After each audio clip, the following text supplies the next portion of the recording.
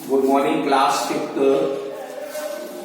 आप मैथ के आखिरी पड़ाव पर खड़े हैं, मतलब आखिरी पड़ाव मीन्स खत्म होने की स्थिति है मैथ की। अब केवल आपका ज्योमेट्री जो सेक्शन है 2 चैप्टर वो मैंने छोड़े हैं, वो आपको ऑफलाइन में करा देंगे जब स्कूल 1 तारीख से खुलेगा, उसके बारे में समझा देंगे।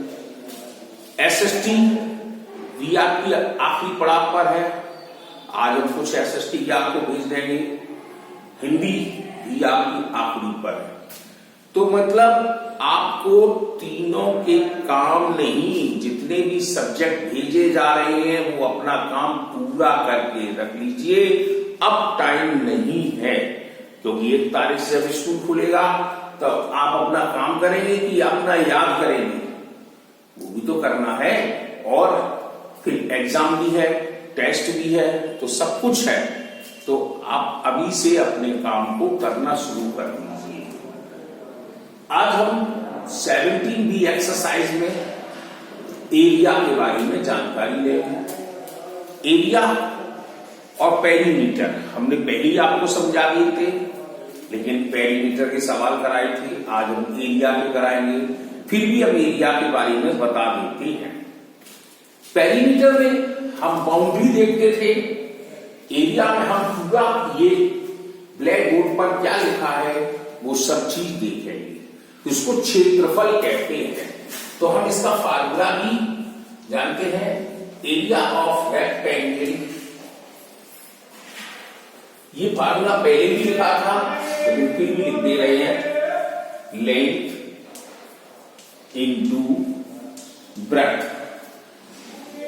यानी कि एरिया ऑफ रेक्टेंगल का फार्मूला हो गया लेंथ और ब्रेड्थ। अब इसका शॉर्ट नेम भी हम लिख सकते हैं, A is equal to L into B। अब इसमें से अगर लेंथ ज्ञात करनी है, ब्रेड्थ ज्ञात करनी है, तो फार्मूला क्या बना देंगे हम। जैसे लेंथ ज्ञात करनी है तो एरिया अपॉन ब्रेड्थ बन जाएगा, और मान लीजिए ब्रेड्थ ज्ञात करनी है तो एरिया अपॉन लेंथ बन जाएगा। तो ये हमें याद रखना होगा।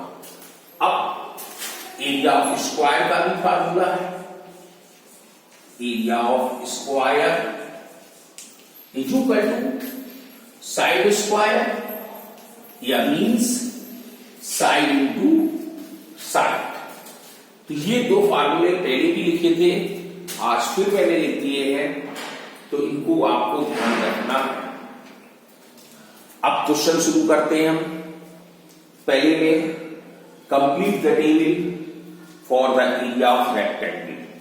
अब टेबल तो बनी है, अब हमें क्या करना है, एरिया निकालना है।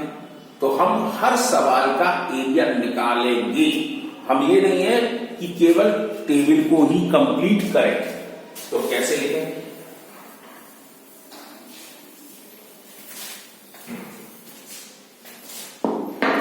जैसे पहला क्वेश्चन लेंथ, अब उसने लेंथ दी गई है और ब्रेड्थ दी गई है, तो हम पूरा नाम लिखेंगे लेंथ ऑफ रेक्टेंगल, यानी कि आयत की लंबाई 40 सेंटीमीटर। अब ऐसे ही ब्रेड्थ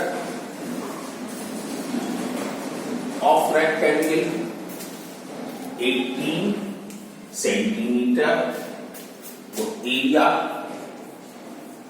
ऑफ रेक्टेंगल फार्मूला लगा देंगे हम, लेंथ इंटू ब्रेड्थ, तो 40 सेंटीमीटर इंटू 18 सेंटीमीटर, 18 4 जा 72, 720 सेंटीमीटर स्क्वायर, या ऐसे भी लिख सकते हो 72 स्क्वायर सेंटीमीटर। अब दोनों तरह से मैंने आपको लिख के दिखा दिया, लेकिन आपको ध्यान रहे कि ये स्क्वायर्स जो है वो सेंटीमीटर के ऊपर लगाया है, यही आपका चलेगा आगे भविष्य में, लेकिन ये खत्म हो जाएगा। ये आप छोटी क्लास में इसीलिए ऐसे स्क्वायर लगा दिया है, तो आप हैबिट डालिए इस तरह की करने की अभी से, तो आपको हमेशा याद रहेगा। ऐसे ही अगला क्वेश्चन है, लेंथ 0.12 मीटर है, ब्रेथ हमारी 10 मीटर है, तो हम ऐसे लिख देंगे length of rectangle 0.12 metre, breadth 10 metre, area L into V 0.12 multiply 10, तो 1.2 मीटर स्क्वायर आ जाएगा। अब दूसरे क्वेश्चन में लिखा है बाई काउंटिंग फिगर। अब फिगर को गिन के देखें, इसको छोड़ दो, ये कुछ नहीं है, लेकिन तीसरा वाला फिगर आपको बनाना है। कैसे करना है? एक ये हमारी बोर्ड बनी है, इसमें 9 सेंटीमीटर लेंथ दी गई है और 6 सेंटीमीटर ब्रेथ दी गई है, तो हम ऐसे ही लिख देंगे length of figure, breadth of figure, area of figure.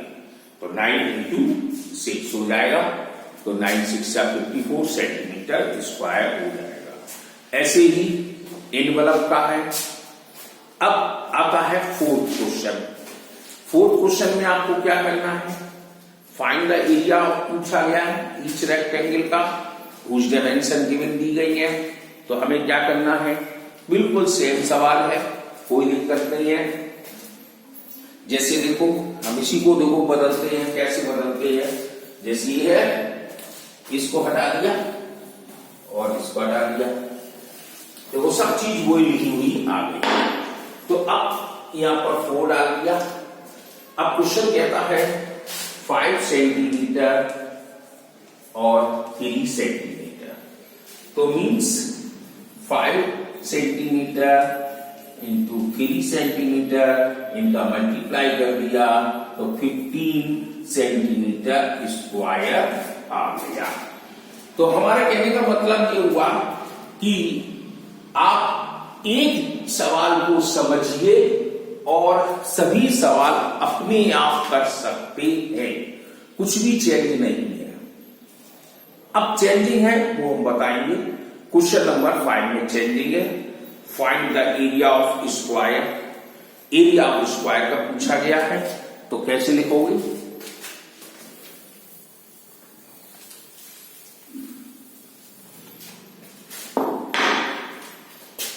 Question number 5, one side of A square. एक स्क्वायर की एक साइड दी गई है 15 सेंटीमीटर। इसका बी वाला का डिलेट, क्योंकि 2 वाला सरल है, 2 2 जा 4 हल हो जाएगा।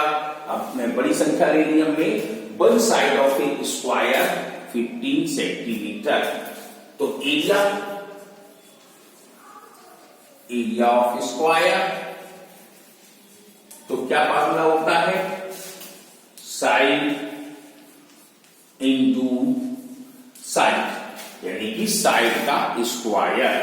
बड़ी क्लास में देखोगे साइड स्क्वायर आ जाएगा तो 15 स्क्वायर हो जाएगा, तो साइड इंटू साइड, तो मीन्स 15 सेंटीमीटर मल्टीप्लाई 15 सेंटीमीटर, इनका दोनों का मल्टीप्लाई कर दो तो 225 सेंटीमीटर स्क्वायर आ गया। तो इसी तरह ये भी सवाल सब हो जाएंगे। अब जैसे 13 सेंटीमीटर है, तो हम लिख देंगे one side of A square is 13 centimetre, area of square side into side 13 into 13, तो 13 का स्क्वायर हो जाएगा 13 इंटू 13 का 169। मल्टीप्लाई करके देख सकते हैं, नहीं समझ में आया तो देखो, हम देखो कहां चेंज करेंगे, इतना ही चेंज कर रहे हैं और क्वेश्चन बदल जाएगा। सी वाला हो गया, यहां पर हमने 13 लिख दिया, तो 13 सेंटीमीटर इंटू 13 सेंटीमीटर, तो 169 सेंटीमीटर स्क्वायर। कितना चेंज किया? बड़े आराम से आप 5 सवाल लगा सकते हैं, फिर आगे की एक्सरसाइज के बारे में चलेंगे। तो ये केवल आपको करना है और अपने काम को जरूर ध्यान दें, नहीं तो बहुत मुश्किल हो जाएगी। अब